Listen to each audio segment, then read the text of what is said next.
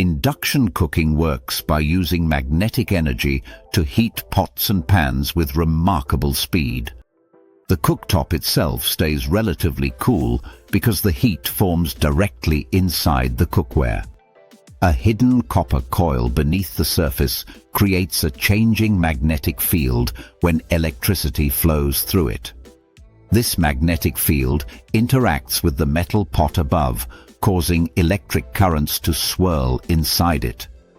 Those currents meet resistance in the metal, producing heat that builds up extremely quickly. Instead of warming the air or the surrounding surface, the energy focuses entirely on the cookware. This concentrated method allows water to boil faster and foods to cook more evenly.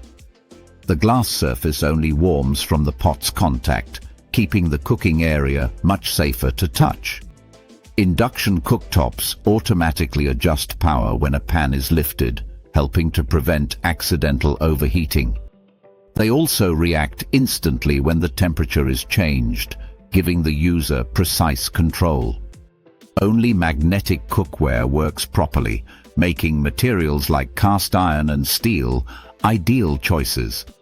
When a compatible pot sits on the surface, the system operates efficiently with minimal wasted energy.